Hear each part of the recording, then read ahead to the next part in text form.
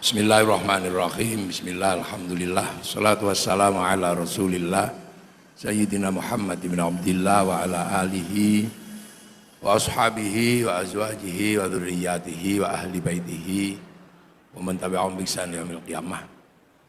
Para alim, para ulama, para kiai, jajaran syura, jajaran syuriah dari NU dan dari PKB, Tanfidiyah dari NU dan PKB yang hadir, yang kita cintai dan kita banggakan, Wakil Ketua DPR RI yang tadi sudah sangat berapi-api, Ketua DPW,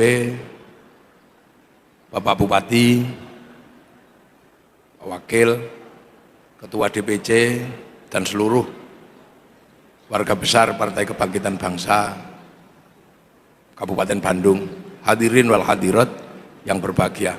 Duh, ini muslimat ya.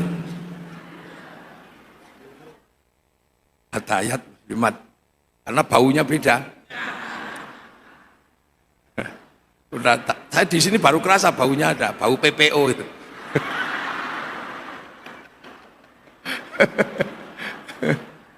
Ini harlah yang ke 27. Nggak kebayang gitu ya.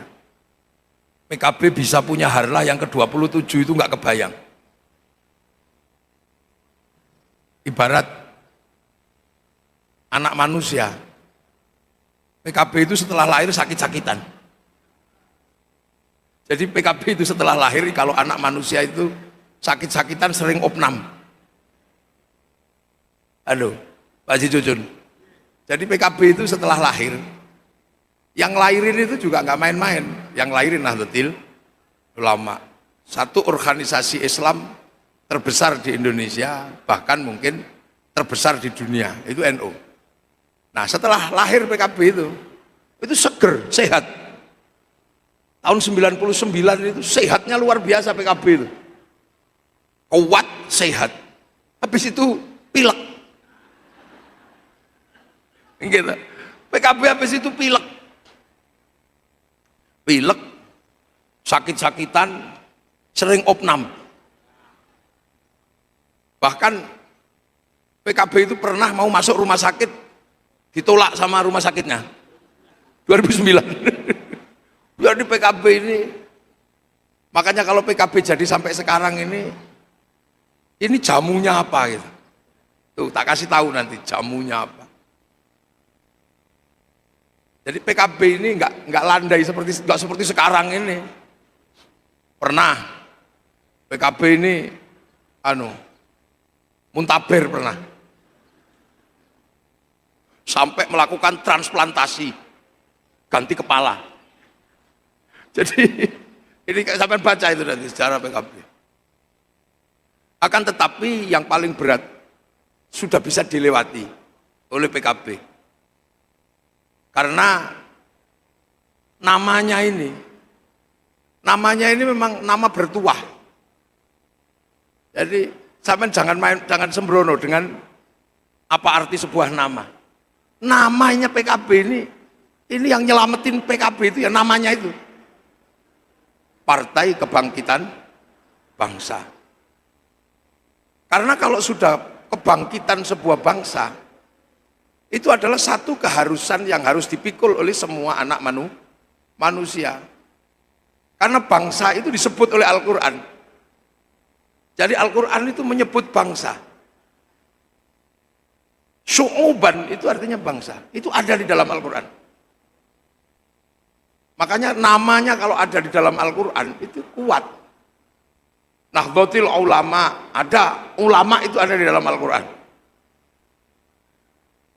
Innama yakhsyallaha min ibadil ulama. Ansor, nahnu ansarullah. Nah, bangsa itu ada di dalam Al-Quran. Ya ayuhan nas, inna khalaqnakum min dzakarin wa unsa wa ja'alnakum syu'uban wa qabaila lita'arufu inna akramakum 'indallahi atqakum. Nah,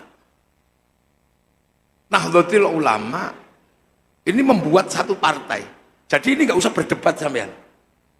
Partai apa yang dilahirkan oleh Nahdlatul Ulama, nggak usah berdebat. Faktanya Partai Kebangkitan Bangsa. Dah orang mau ngomong apa saja terserah. Ya, orang mau ngomong apa saja terserah. Seperti orang mau ngomong apa saja tentang Gus Dur. Gus Dur itu tetap bin Wahid Hashim. Wahid Hashim bin Hashim Asy'ari. Nah, PKB itu bin Nahdlatul Ulama. Itu nggak bisa dibantah. Sopo sing ngarep ngeyel? Lho tepu sing banter enggak apa-apa. Boleh aja wong kita ini sedang menjelaskan. Jadi PKB itu dilahirkan oleh Nahdlatul Ulama. Nah, ini yang membuat orang nggak boleh lupa. Nah, Nahdlatul Ulama itu mikul bangsa. Makanya Nahdlatul Ulama itu urusan bangsa semenjak sebelum kemerdekaan sampai kemerdekaan itu tidak pernah mundur karena urusan bangsa. Bahkan ketika harus perang, santri tidak pernah mundur. Kalau sudah urusan bangsa. Karena apa? Kita menjadi bangsa itu, ya, menjadi bangsa yang akhirnya Indonesia, ini dulu diperjuangkan oleh orang-orang yang perjuangannya diteruskan oleh Nahdlatul Ulama. Siapakah orang-orang yang memperjuangkan yang namanya Indonesia ini? Itu dulu yang dikenal dengan sebutan para wali. Para wali inilah yang nata bangsa yang sekarang jadi Indonesia. Makanya kenapa Indonesia itu disebut wilayah? Ini yang harus paham. Kenapa Indonesia ini disebut wilayah? Karena Indonesia ini dulu ditata oleh para wali. Makanya kita ini disebut wilayah Negara Kesatuan Republik Indonesia.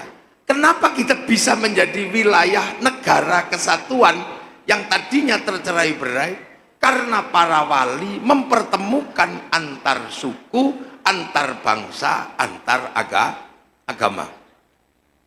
Cara mempertemukannya seperti apa? Lah ini mari kita buka satu-satu biar sampean tahu ideologinya bangsa Indonesia.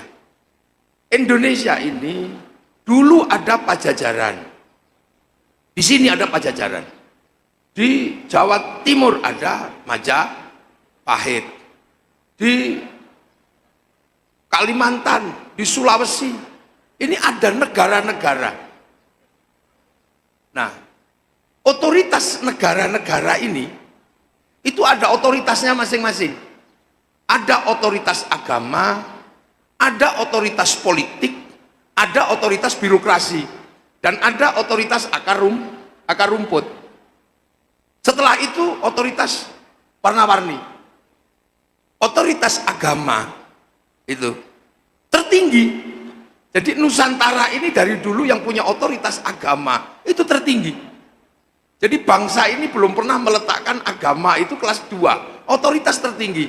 Nah, otoritas itu dipegang oleh para Brahmana. Otoritas Brahmana. Otoritas yang memegang kendali kekuasaan dan politik itu dipegang oleh otoritas kesatria. Nah, otoritas birokrasi dipegang oleh Waisya. Otoritas akar rumput Sudra, petani, pedagang. Tapi di bawahnya itu masih ada, tapi nggak punya otoritas. Dia nggak punya hak konstitusional. Nah, makanya kemudian ketika Islam datang, yang bisa mengimbangi otoritas Brahmana ini adalah para wali, karena Brahmana punya sakti, cakti, karomah, wali punya karomah. Nah, otoritas akar rumput yang kita kenal dengan Sudra itu termasuk petani, pedagang itu Sudra. Makanya ketika Islam datang, pedagang ini nggak bisa masuk ngomong agama karena dia Sudra. Makanya di Indonesia kalau berbicara tentang agama itu adalah para wali. Karena wali ini yang bisa mewakili otoritas Brahmana, berimbang. Makanya kalau ada yang mengatakan Islam masuk oleh para pedagang, itu ahistoris. Nah, para wali ini yang ketemu. Perbedaannya di situ. Kalau yang ke Eropa, itu Torik bin Ziyad. Jadi kalau dalam bahasa Al-Quran, dzalika mathaluhum fit Taurat wa mathaluhum fil Injil kazar'in. Islam itu seperti tanaman, yang nanam ke Eropa panglima perang, yang nanam ke Cina, yang berangkat ke Cina adalah pedagang, sahabat Sa'ad bin Abi Waqqas, yang ke Afrika sahabat Salman Bilal. Tapi yang ke sini di tahun belakang itu para wali, karena otoritas Brahmana ini hanya bisa diimbangi oleh para wali.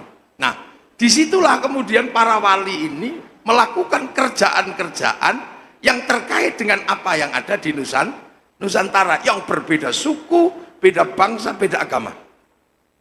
Waktu di Arab itu bangsanya bangsa Arab, agamanya Yahudi, Nasrani. Makanya sampai hari ini saya selalu berpesan, jadi kiai di Arab sama jadi kiai di Bandung itu lebih susah jadi kiai di Bandung. Karena kiai kalau di Bandung itu bahasannya lebih banyak. Kiai kalau ustadz sampai sekarang kalau di Arab itu bahas binatang, itu cuman itu aja, unta, kambing. Nggak ada bahasan terenggiling, itu nggak ada. Landak. Di sini buahnya yang dibahas. Buah kalau di sana yang dibahas paling cuman kurma, delima. Nggak ada bahasan duren, kesemek, kecombrang, nggak ada. Pete, sawo, sapote. Di sana itu hantu itu cuma dua dari dulu, jin sama syaiton. Nggak ada wewe gombel, genderuwo, kunyang, mak lampir, nggak ada. Di sini lebih banyak. Nah, para wali ini ketemu otoritas sosial yang banyak. Makanya para wali tidak punya pilihan selain mengembalikan semua kepada Rasulullah, kembali kepada sunnah. Ini. Jadi kalau ada, sekarang kan banyak sekali orang kembali kepada sunnah.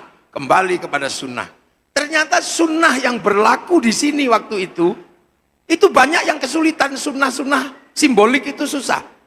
Sunnah jenggot di sini susah. Karena orang sini nggak berjenggot. Karena rasnya mongoloid.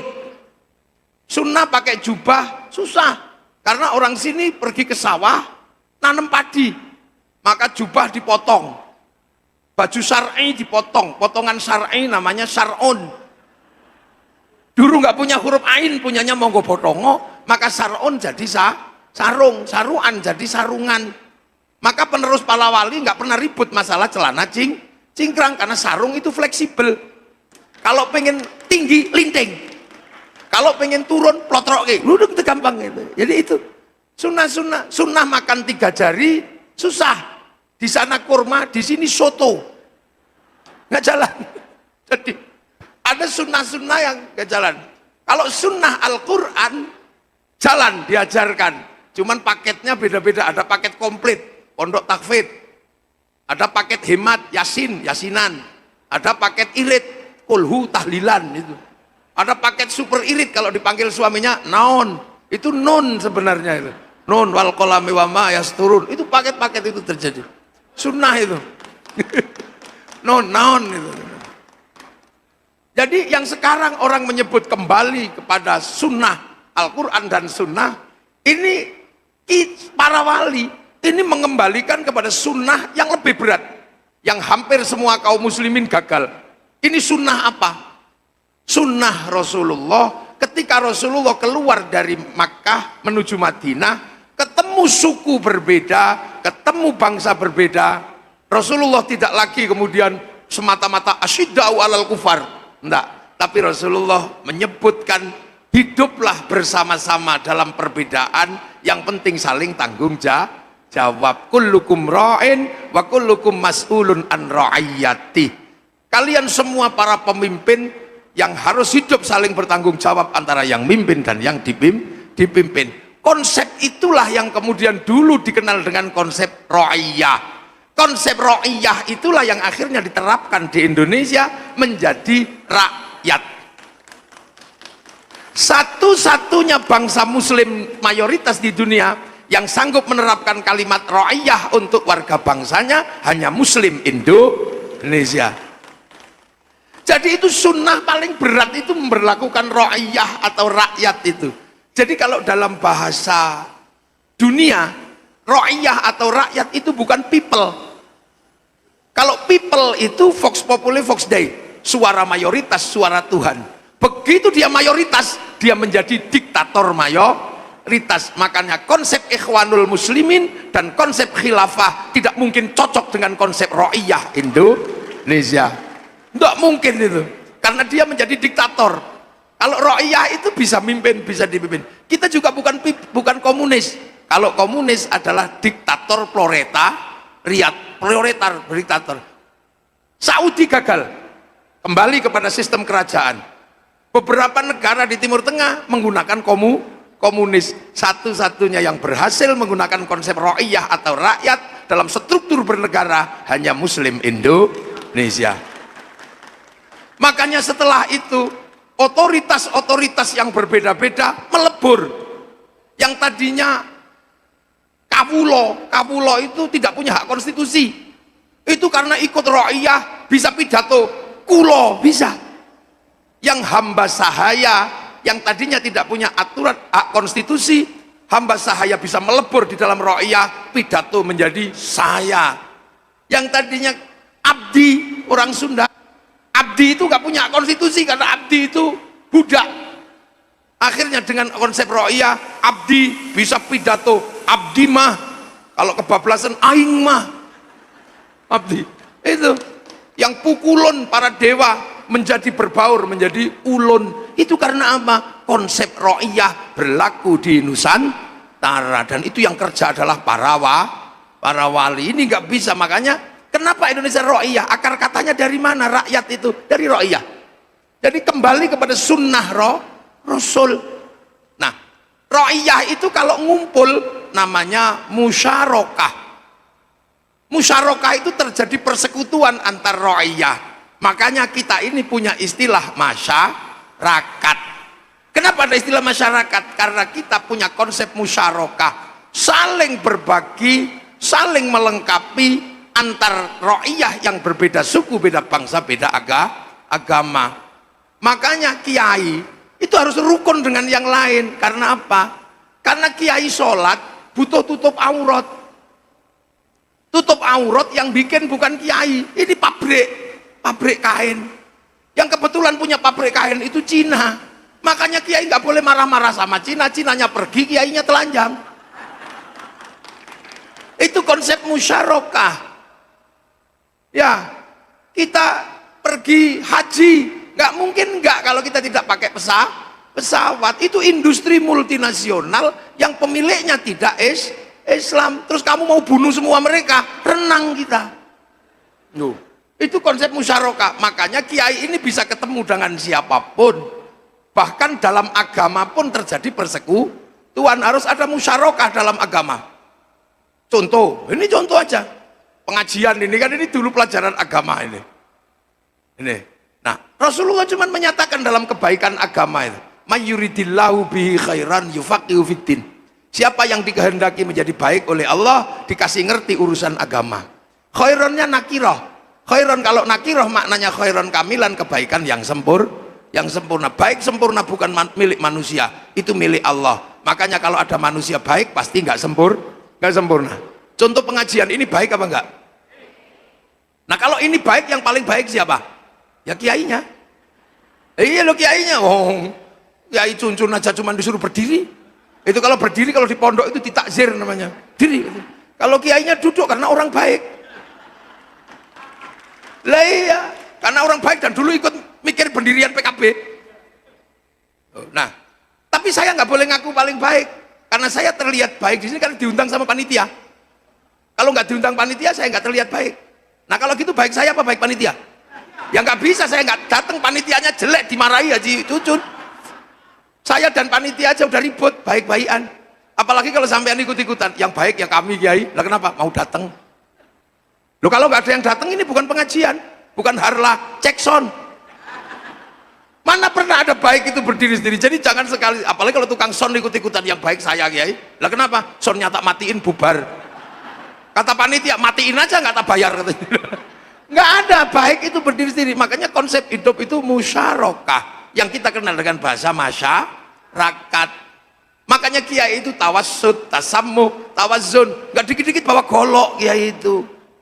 Enggak, tenang, ini rukun. Nah, ketika sudah terjadi konsep musyarakah saling melengkapi, maka kemudian membangun kesepakatan untuk mufakat. Konsep yang dipakai untuk membangun kesepakatan adalah wasyawirhum fil amri, maka masuklah bahasa Al-Quran musyawarah sampai akhirnya terbentuklah majelis permusyawaratan rakyat, dewan perwakilan rakyat. Itu bahasa Quran itu. Majelis itu tafassahu fil majalis fafsahu yafsakhillah, itu pakai bahasa Quran. Makanya kalau sudah kesepakatan majelis, silahkan mau sukumu apa, mau bangsamu apa, mau agamamu apa, mau jenis kelaminmu apa, nggak ada urusan. Waktunya mau ikut musyawarah, daftar. Mau musyawarah jadi lurah, daftar. Mau musyawarah jadi bupati, daftar ke KPU. Mau jadi DPR, daftar. Setelah itu bangun kaderisasi, cari pengikut sebanyak-banyaknya. Kalau nggak dapat pengikut yang banyak, beli. Loh, ya beli. Yang penting jangan ketahuan polisi sama tentara. Iya, yang diawasi polisi sama tentara itu money nggak boleh. Ganti namanya uang bensin. Kalau diterima bangunan, sumbangan. Kalau diterima kiai, bisyarah. Ini udah gitu aja. Secara fikih legal. Konstituen aman. Loh, musyawarah itu konsepnya adalah konsep bebas, nggak ada. Makanya sampai nggak peduli keturunan siapa, nggak peduli anak siapa, nggak peduli, nggak ada yang peduli sudah. Walaupun bapakmu tukang apa, tukang parkir, tapi kalau kamu punya kekuatan daftar bupati, daftar. Itulah Indonesia, setara betul, nggak ada terus kakek aneh, nggak ada. Udah nggak waktunya dengan konsep ini. Konsep ini konsep sunnah. Makanya belakangan ada yang dikit-dikit kakek aneh, yang nggak ketemu dengan konsep ro'iyah. Makanya PKB juga harus sadar sesadar-sadarnya semua manusia sama. Itu, loh itu. Makanya sampean mau jadi DPR, daftar. Kader dari ujung Galunggung yang paling pelosok, daftar, punya kekuatan, bangun jaringan. Kalian berhak memperjuangkan nasib dari kawulo, dari sahaya, dari abdi, sama-sama menjadi bagian dari musyawarah. Yang nata dulu adalah para wali, maka teritori ro'iyah, musyarakah, musyawarah disebut wilayah al-wali al-wilayah. Wilayah itulah yang akhirnya jadi NKRI, Negara Kesatuan Republik Indonesia. Arab satu bangsa pecah puluhan negara, Cina satu bangsa pecah puluhan negara, Afrika satu bangsa pecah puluhan negara, Eropa satu bangsa pecah puluhan negara. Kita puluhan suku bangsa agama mampu bersatu dalam satu negara kesatuan Republik Indonesia.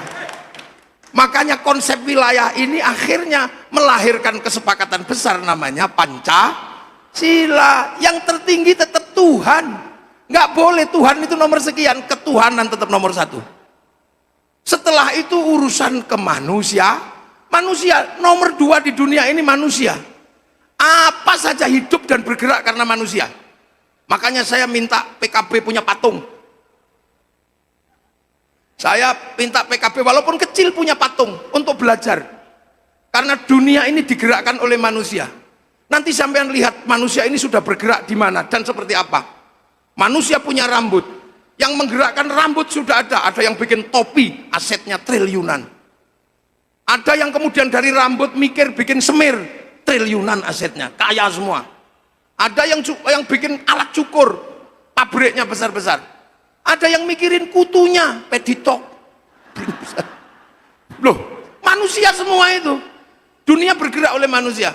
Yang mikirin bokong manusia, bikin kursi. Yang mikirin muka manusia, kaya semua. Prancis itu bisa hidup karena mikir muka manusia. Bikin skincare itu cuma muka tok. Apa alis kurang tebel, pensil alis. Idep kurang panjang, sambung idep. Pipi kurang merah, bikin blush on. Tahu saya mereknya, istri saya perempuan. Itu istri saya, I love you saya itu perempuan. Oh itu. Iya itu, makanya Haji Cuncun nanti harus nanggung pembelian blush on itu. Aman. Duh, dunia ini muka ini industrinya sebesar apa coba? Lihat gigi, ada yang bikin odol, ada yang bikin pasta gigi, ada yang bikin sikat gigi, gigi monyong, ada yang bikin behel. Ini duit semua muka manusia. Leher bikin kalung, tangan bikin kutek, bikin potong kuku, manikur, pedikur, cincin. Duit semua ini manusia ini. Iya kan? Begitu perut. Duit semua ini di sini nih. Ke bawahnya duit semua. Kencing aja bayar. Iya kan? Ada kencing mahal COD, bayar lebih mahal itu. Lah ya ini duit semua di bawah ini. Ada yang bikin pabrik celana, mulai dari merek, Levi's, macam-macam. Yang dalam ada yang segitiga, ada yang kecil. Semua ada yang apa kayak ini kayak net ini simpak ada kayak bolong-bolong, mereknya Sony. Itu zamannya Haji Cuncun sekolah, Sony, Bontek, ya kan? Itu pabrik duit semua, sebandung itu ngurusi manusia semua. Ayo, terus di belakangnya ada lubang. Iya, orang bikin tisu biar itu bersih. Yang keluar dari situ menyebabkan lahirnya pabrik WC, pabrik Pampers. Keluarnya terlalu lancar, entro stop. Kelup macet, dul kola, kan? Oh, itu pabriknya besar-besar. Jadi manusia inilah yang menggerakkan dunia. Pabrik besar itu lahir karena manusia, mobil ya karena manusia. Coba nggak ada di dunia ini. Makanya manusia tetap yang kedua. Setelah itu Tuhan, manusia nggak bisa hidup tanpa Tuhan tadi itu. Makanya manusia itu disuruh makan. Makan itu biar hidup. Kalau nggak hidup nggak makan. Nah makan itu doanya apa? Allahumma barik lana. Kenapa bukan barikli? Ayo, kenapa barik lana? Karena makan itu yang ngurus banyak orang. Satu, barik lana berkahilah kami. Maka kalau makan jangan sendiri. Makan bersama bikin tumpeng. Nah makan itu yang ngurus banyak orang. Sampean makan satu piring nasi, itu ada yang ngurus sawah. Sawah berarti ada yang ngurus pupuk, pabriknya entah di mana. Ada yang ngurus sawah BPN, pertanahan, tanah diurus negara. Begitu waktunya panen, ada yang bikin pabrik pemanen, pabrik kombi. Begitu waktunya mau dimakan, ada mesin giling. Begitu dimakan, ada pabrik piring. Sebelum dimasak, ada pabrik rice cooker, pabrik kompor, pabrik gas. Industri besar dunia. Ya kan? Setelah itu kemudian mau makan, ada bumbu yang bikin masako. Itu orang Jawa, masao. Ada yang menanam bawang, orang Brebes, ada yang nanam macam-macam, ada yang bikin garam. Orang Bandung nggak ngerti garam, karena bukan pesisir. Yang bikin orang Indramayu sama Cirebon, pakai tambak-tambak garam. Kita nggak pernah curiga, jangan-jangan waktu bikin garam di tambaknya, mereka kencing di tambaknya. Udah nggak? Makanya orang Jawa yang pedalaman curiga, jangan-jangan pas gawe garam itu kencing. Kencing itu bahasa Jawanya uyuh. Makanya khawatir nguyuh, maka satu dikasih nama uyah. Karena khawatir uyah, gawene sambil nguyuh. Sama-sama asin. Setelah makan, minum aqua. Ini melibatkan negara Prancis. Habis minum, nyemil anggur merah. Anggur merah bukan Indonesia, dia Amerika, New Zealand, Australia. Dia juga Hong Kong. Dia tanaman luar negeri. Pasti datang ke sini impor. Berarti melibatkan negara. Impor melibatkan negara, menunjuk menteri perdagangan, menunjuk eksportir importir. Proses pengiriman melibatkan bill of lading, letter of intent, pasti melibatkan obligasi, pasti berhubungan dengan bank devisa New York punyanya Rothschild Rockefeller. Ayo, mate sampean. Loh, makanya manusia butuh persatuan, nggak bisa. Makanya ketiga pasti persatuan. Nah, orang bisa menerima perbedaan suku, perbedaan agama, tetap bersatu adalah orang-orang yang punya konsep hidup Kesetaraan, makanya kesetaraan dalam perbedaan namanya rakyat. Yang bisa menopang persatuan adalah kerakyatan antar suku, bangsa, agama, rukun dalam kerakyatan. Tapi kerakyatan itu nggak mudah, butuh hati yang legowo, hati yang luas, hati yang penuh pengertian, hati yang penuh pancaran ketuhanan. Hati yang jernih dengan pancaran ketuhanan adalah hati yang penuh hikmah. Makanya kerakyatan hanya bisa dipimpin oleh hikmah. Dan itu di mana? Di Nahdlatul Ulama. Isik duwe thariqah mu'tabarah. Maka jangan ikut yang lain. Tuh. Kerakyatan itu hanya bisa dipimpin oleh hikmah. Tapi juga butuh kebijaksanaan. Jadi bupati asalnya Ciwidey gitu. Tiba-tiba oleh bupati yang diurus cuman Ciwidey, itu namanya bijaksini. Enggak bijaksana. Ya, jadi DPR Haji Cucun asalnya Bandung, yang diurus cuman Bandung tok, bukan Jawa Barat, itu cuman bijaksini. Nah, makanya kebijaksanaan harus dimusyawarahkan. Loh, jadi bupati harus musyawarah, nggak bisa. Dan kalau tidak memungkinkan kumpul segini aja udah banyak segini, maka pakai perwakilan. Makanya dunia sekarang menggunakan konsep perwakilan. Yang mewakili komunikasi sekarang Mark Zuckerberg, yang mewakili makanan Indofood, mewakili semua lah, ya kan. Maka sampean kalau bisa mewakili semuanya, jadilah PKB, dan PKB pasti jadi. Baru akan tercipta keadilan sosial bagi seluruh rakyat Indonesia. Ma huwa adlun wad'u syai'in fi mahallihi, meletakkan sesuatu pada tempatnya, dan PKB ada di situ. Tasarruful imam 'ala ra'iyah manutun bil maslahah. Jadi ujian PKB adalah sanggup tidak bahwa PKB akan menjadi bagian dari apa yang dicita-citakan oleh rakyat. Selagi PKB selalu berdiri di hadapan rakyat, bersama rakyat, PKB tidak akan pernah punah, karena rakyat adalah konsep hidup yang dijaminkan oleh Rasulullah Muhammad Sallallahu Alaihi Wasallam. Jadi jangan ngomong sunnah sama orang Indonesia, udah lewat. Ngomong sunnah kok sama orang NU, sudah lewat. Itu sunnah yang mudah yang sekarang, apalagi sunnah nikah 4, itu mudah. Yang penting siap diludahi sama dicakar, siap udah. Udah, iya nggak apa-apa itu. Wah itu, loh, saya juga berani sebenarnya, tapi dia lebih berani tinggal. Lah, itu. Kenapa Gus Dur kuat? Gus Dur tidak pernah berdiri di atas namanya, selalu atas nama kemiskinan, atas nama penderitaan, atas nama rakyat. Jadi itu loh keadilan yang akan ditempuh oleh Partai Kebangkitan Bangsa. Lah, kenapa bangsa harus bangkit? Nah inilah.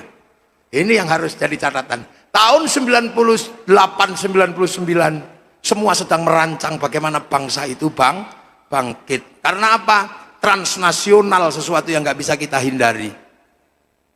Kekuatan manusia ke depan adalah kekuatan bangsa. Kenapa? Karena kita sudah terlanjur semuanya bikin nation state, bikin negara bangsa. Artinya kita punya batas teritori. Orang tidak bisa lagi pergi keluar itu dengan suka-suka. Dia harus butuh paspor, dia butuh apa. Maka semenjak itu manusia sudah berbatasan dengan manusia yang lain. Itulah yang namanya negara. Makan tidak makan harus ditanggung oleh negara.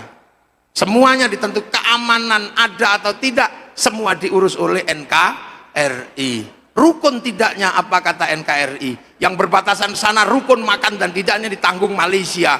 Yang sebelah sana rukun dan tidak makannya ditanggung Brunei. Ujung sana ditanggung Thailand. Itulah ketika kesepakatan membentuk nation state atau negara bangsa. Semenjak itu kemudian kita mulai memikirkan bagaimana bangsa ini bisa hidup, bangsa ini bisa bangkit. Karena apa? Bangsa Indonesia, bangsa manapun itu berada di dalam dominasi bangsa lain. Bangsa Amerika mendominasi, bangsa Cina mendominasi, bangsa ini semua mendominasi. Setelah kita tilik dan kita diskusikan, ternyata bangsa yang paling kuat adalah bangsa yang bisa mendominasi. Kenapa bangsa itu bisa mendominasi? Karena bisa melakukan produksi sekaligus konsumsi.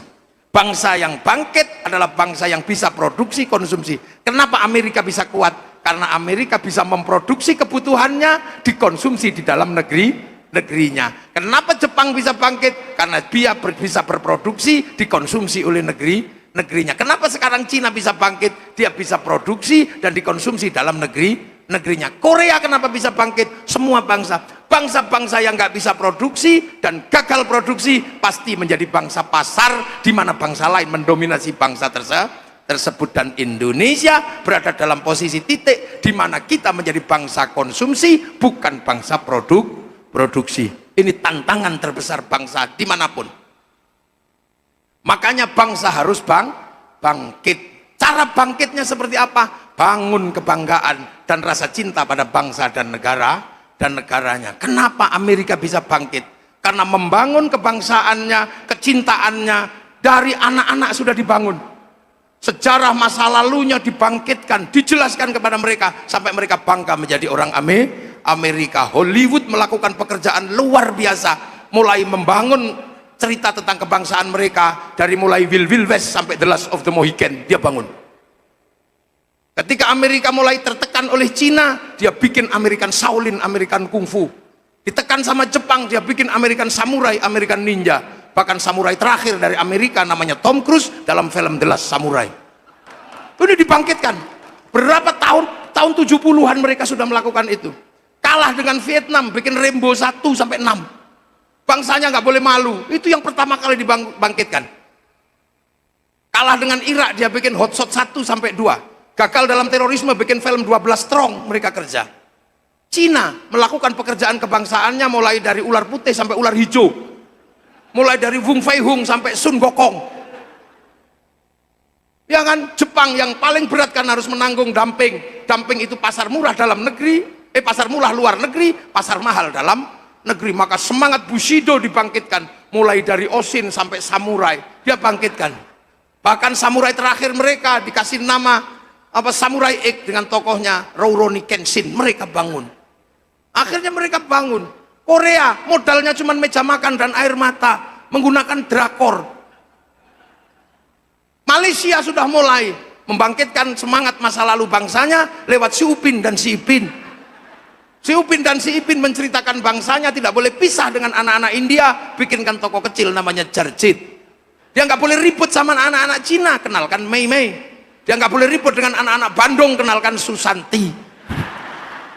Itu cara mereka membangun. Akhirnya dari situ kebanggaan pada bangsanya, kita ikut. Akhirnya produk Amerika dibeli oleh orang Amerika dan kita ikut membeli produk-produk Amerika. Itu duit semua.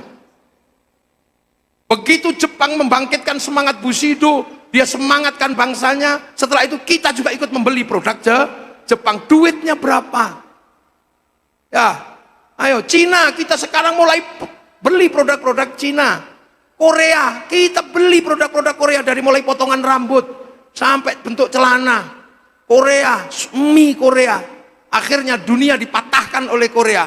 Musik dunia dulu dikenal, yang paling terkenal zaman kita kuliah itu ya, itu dunia. Itu namanya Metallica. Sekali konser 6 juta orang yang nonton di Moskow tahun 91. Kayaknya nggak ada yang bisa ngelawan. Begitu Covid diajar sama BTS. Sekali konser yang nonton 100 juta orang. Sehari seminggu 4 kali. Saya hitung dalam 1 tahun apa yang terjadi. Dalam 1 tahun kekayaan yang bisa diambil oleh Korea dari BTS 2.500 triliun. Ini sesuatu yang luar biasa. 2.500 triliun. Kapan Cibaduyut menjadi bagian dari branded internasional? Kapan Cireng menjadi branded dari internasional? Kapan roti unyil menjadi bagian dari makanan internasional? Kita belum bisa. Kenapa? Kita gagal mengkampanyekan budaya Indonesia. Dan itulah makanya, loh kenapa? Berat mikir bangsa sampai pingsan. Bawa. Wah, hebat PKB sampai pesertanya ada yang pingsan. Saking mikir bangsa. Ya belum makan itu. Dari tadi lihat tumpeng nggak dikasih, pingsan dia.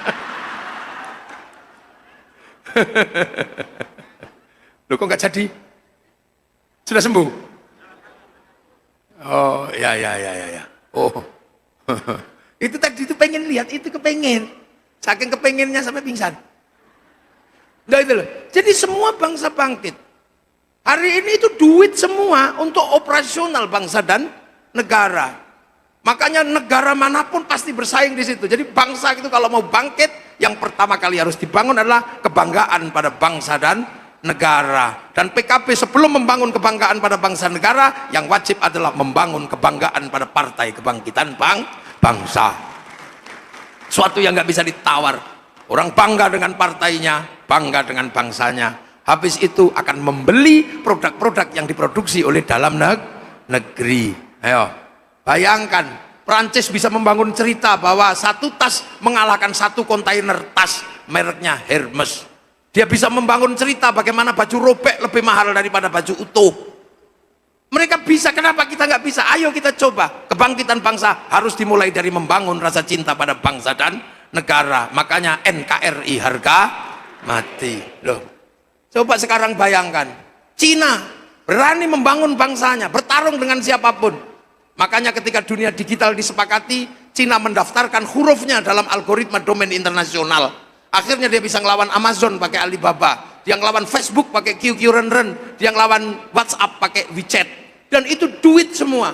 Mark Zuckerberg lewat WhatsApp dan lewat Facebook dari Indonesia, paling tidak dalam 1 bulan itu hampir 200 triliun. Ayo, itu kan cukup untuk membiayai pilpresnya PKB. Iya, selesai kalau itu aja. Bilang bahwa kami pemakai WhatsApp terbesar dunia, maka kita minta reward 2 hari aja untuk Indonesia. No, gitu. Itu duit semua. Jangan dikira bayar. Bayar. Dan PKB harus mempersiapkan diri. Harlah ini peralihan dari zaman analog ke zaman digital. Yang runtuh sudah berapa? Jangan manual. Selama 20 tahun ini yang analog runtuh berapa? Kita dulu bangga punya wartel, sekarang wartel hilang. Kita dulu bangga punya percetakan koran, ada koran bangsa, ada apa itu, duta bangsa, duta masyarakat. Itu tahu-tahu koran hilang. Ayo sekarang, semuanya hilang. Ayo, Pak Pos hilang, TV hilang. Itu sebentar lagi, 10 tahun lagi mungkin guru hilang. Loh, sekarang kiai aja sudah menghadapi masalah ilmu. Dulu orang ngaji ketemu kiai masih punya sopan santun. Sekarang bisa ngaji di atas WC, lihat YouTube. Dunianya berubah. Jadi kita ini generasi analog. Dulu kita pengen lihat Afrika saja masih nunggu flora dan fauna. Sudah seharian ditunggu keluarnya Pak Murdiono. Sekarang semuanya sudah di sini. Ini generasi sekarang. Di sini semuanya. Tinggal ngetik. Kucing Afrika keluar. Tengu India keluar, mau bablas bokong India keluar di sini. Ini semua. Dulu kalau kita jatuh cinta, kita masih butuh perangkat kertas. Cari kertas warnanya pink. Ya enggak, yang harumnya harum mawar, jangan harum melati, bau gendruwo. Ya kan? Terus kemudian kita cari tinta warnanya biru, cintaku mengharu biru. Ya mereknya Harvest. Untukmu kekasihku. Makanya DPR yang tua-tua itu masih pintar merayu, karena lahir dari generasi surat cinta. Untukmu kekasihku, entah kenapa semenjak kepergianmu ke pesantren aku merindukanmu. Perih rasanya di malam-malam yang sepi seperti ini. Aku seperti masih mencium bau tubuhmu. Karena sebelum kau pergi, kau sempat menyentuh ujung hidungku. Kamu tahu nggak saat kau sentuh ujung hidungku? Seminggu aku tidak wudhu.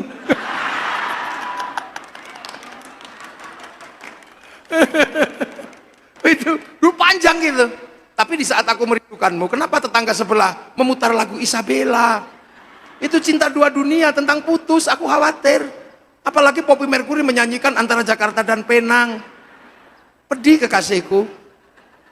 Dan di saat kepedihanku yang semakin mendalam, aku semakin takut karena di depan mataku terpampang jelas wajah bapakmu yang tidak pernah menyetujui cinta kita. Karena aku bukan siapa-siapa. Belum jadi DPR maksudnya. Aku bukan siapa-siapa. Aku tahu, aku hanya anak pesantren di Cipasung.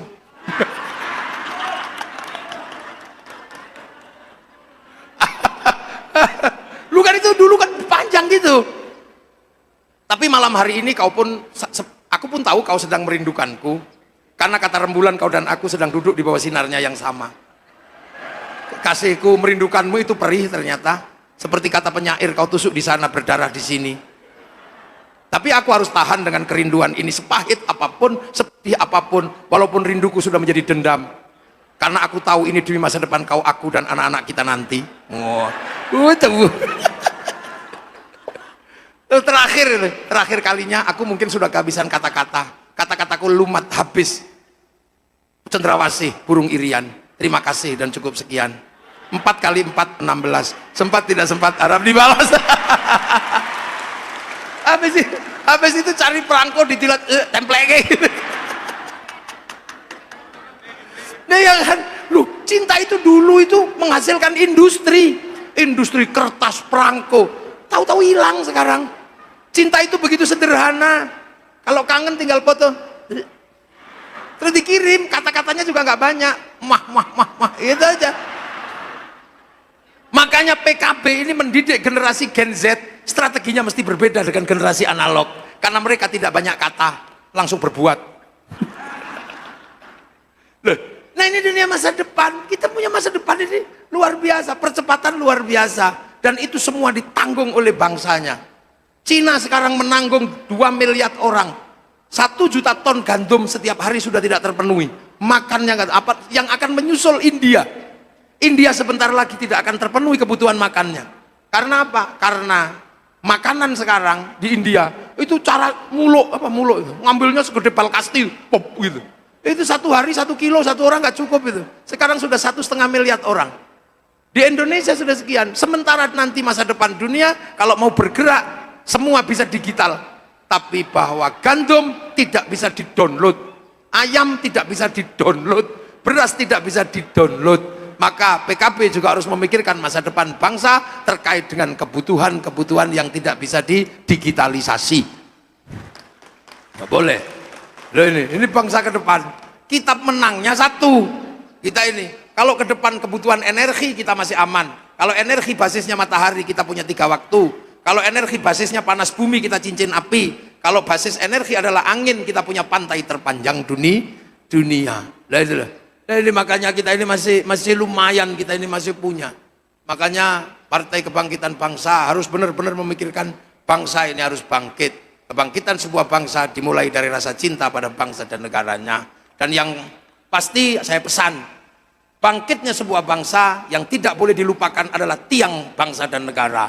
Apa tiang bangsa dan negara? Adalah perempuan. Maka PKB tidak boleh melupakan perempuan. Karena almar'atu imadul bilad, idza saluhat saluhal bilad, wa idza fasadat fasadal bilad. Inilah tiangnya, itu fasilitatornya, yang tukang memfasilitasi. Karena perempuan inilah yang akan melahirkan generasi. Makanya perempuan itu di dalam Al-Quran diumpamakan seperti tanaman, seperti sawah. Nisa'ukum harsul lakum. Pakailah rumus paling sederhana yang namanya sawah. Pelihara yang baik sawah, pasti tumbuhannya bagus dan baik. Perempuan itu seperti sawah. Sawah tidak boleh kotor, sawah tidak boleh terlalu banyak sampah, tidak boleh terlalu banyak rumput. Sawah harus selalu bersih. Maka kalau perempuan sudah mulai berjerawat, tugas pemilik sawah belikan skincare. Loh, itu tugas laki. Perempuan kalau pengen, laki-laki kalau pengen sawahnya bagus, pengen baju, belikan baju, pengen daster, belikan daster. Kenapa tanggung jawab ada pada laki-laki? Perempuan tanggung jawab utama ada pada laki-laki, karena salah laki-laki. Salahnya apa? Salahnya diterima. Ya salah, saya terima. Lu salahmu mau terima.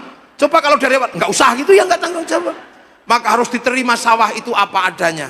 Semuanya harus diterima. Sak cerewetnya harus diterima. Sak ngomelannya harus diterima. Perempuan harus cantik, tapi kalau pergi ke pasar keringetnya mulai turun, maka mukanya tidak cantik. Maka tugas laki-laki belikan Avanza. Loh itu dengerin, belikan Avanza.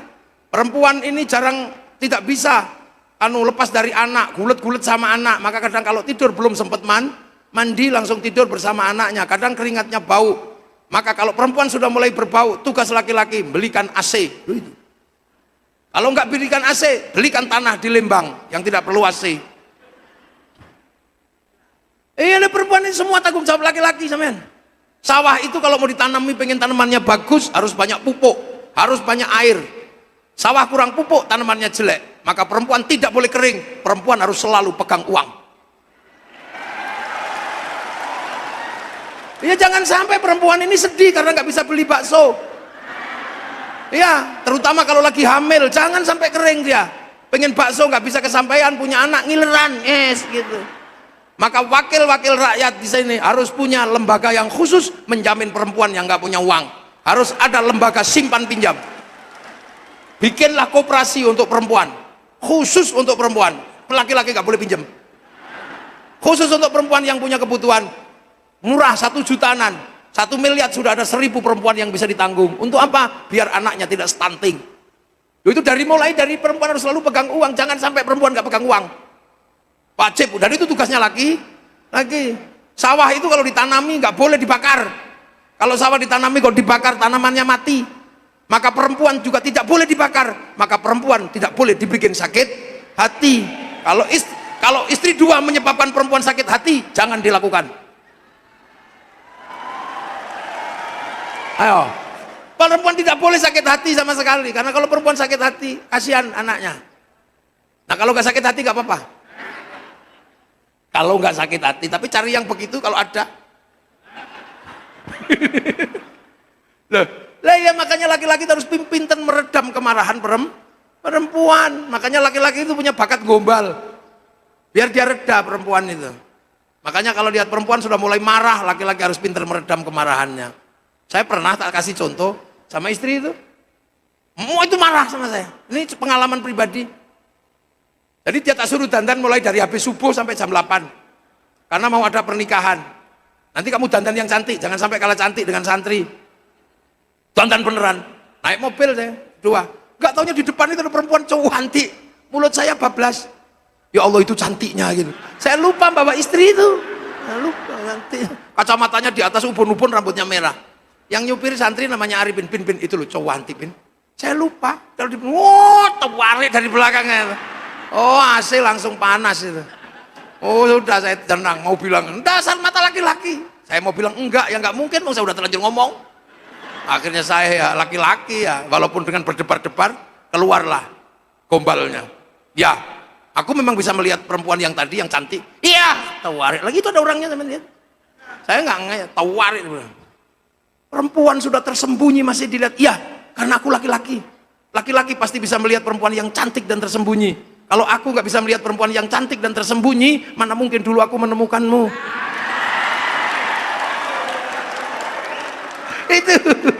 itu habis itu cubitannya kendor. Aman, lu ya nggak apa-apa itu. Loh, karena ini makhluk paling penting di dunia ini. Inilah yang terpenting ini. Kalau ini nggak terlalu penting. Laki-laki itu nggak terlalu penting. Yang penting itu ini. Cuman yang kayak gini jarang disampaikan. Ini fikih asli itu ini. Tapi jarang disampaikan karena kiainya laki-laki. Makanya kalau sampean misalnya punya istri, nggak apa-apa. Sampean punya istri kok wianan sama mantannya, nggak usah marah. Nggak usah, kamu wian sama mantanmu ya? Nggak usah gitu. Lihat aja. Oh kamu masih wianan sama mantanmu ya dek ya?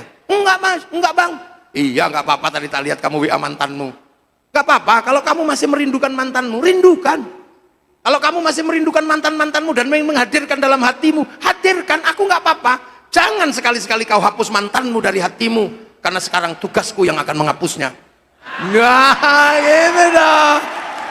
Oh, itu baru laki-laki gagah. Karena memang kuncinya di sini. Bangsa ini bangkit apa tidak tergantung yang ini. Maka perempuan PKB ini harus punya tanggung jawab yang sangat serius untuk apa? Membangun dan menjamin fisik maupun batin perempuan agar menjadi perempuan-perempuan yang tangguh, perempuan-perempuan yang kuat, yang hidup tidak sakit hati, yang hidup tidak di dalam bayang-bayang, yang hidup tidak di bawah tekanan. Dan itu tugasnya PKB. PKB harus mampu melopori gerakan perempuan di Indonesia. Dan itu tugasnya Haji Cucun itu. Jangan mundur. Tapi jangan kalau ada yang cantik terus di bawah 1, jangan. Nanti di sana oh jangan, itu nanti semakin banyak yang sakit semakin nggak jadi itu nanti. Nah itulah Jadi PKB ini adalah bagian dari perjuangan syar'i yang ditinggalkan oleh para wali, diteruskan oleh para ulama, teruskan oleh Nahdlatul Ulama untuk apa? Menjaga sunnah Nabi yang paling berat di dunia yang sekarang berlaku di Indonesia. Makanya PKB jangan mundur, apapun yang terjadi PKB harus tetap membela bangsa dan negara. Assalamualaikum warahmatullahi wabarakatuh.